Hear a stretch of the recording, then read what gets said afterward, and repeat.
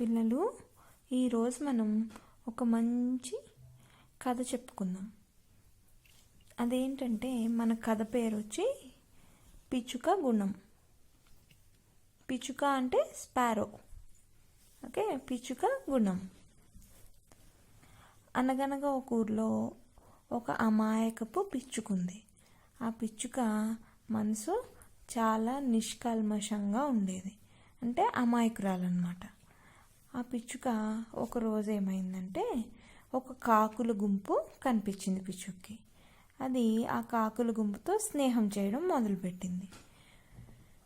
అందరూ దానికి చెప్తూ ఉన్నారు, కాకుల గుంపుతో నువ్వు కలవద్దు, స్నేహం చేయొద్దు అని. కానీ ఆ పిచ్చుక మాత్రం వినలేదు. ఒకరోజు కాకుల గుంపు ఎక్కడికో వెళ్తూ పిచ్చుకను కూడా వాళ్ళతో రమ్మన్నారు.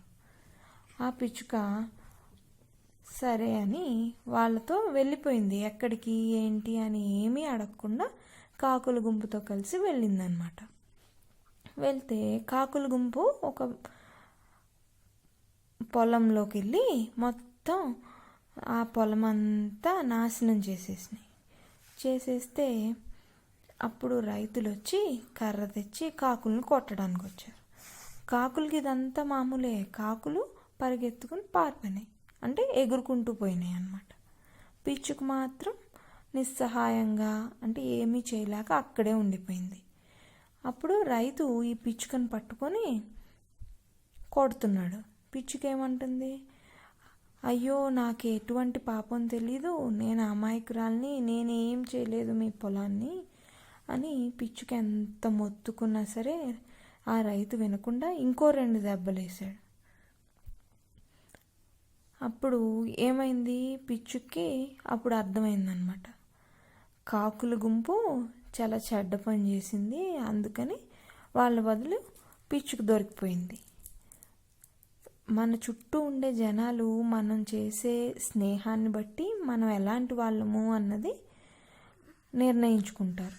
అందుకని మనం ఎప్పుడు మంచి వాళ్ళతో స్నేహం చేస్తే అంతా మంచిగా ఉంటుంది. చెడ్డ వాళ్ళతో స్నేహం చేసామనుకోండి, మనల్ని కూడా చెడ్డవాళ్ళు అనుకుంటారు. ఈ కథలో నీతి ఏంటంటే మనం ఎప్పుడూ మంచి వాళ్ళతోనే స్నేహం చేయాలి. ఈ కథ మీకు నచ్చితే అందరికీ షేర్ చేయండి, నా ఛానల్ని సబ్స్క్రైబ్ చేసుకోండి, ఒక లైక్ కొట్టండి. మీకు ఇంకా ఇలాంటి కథలు వినాలనుకుంటే నా ఛానల్ని సబ్స్క్రైబ్ చేసుకోండి. Thank you.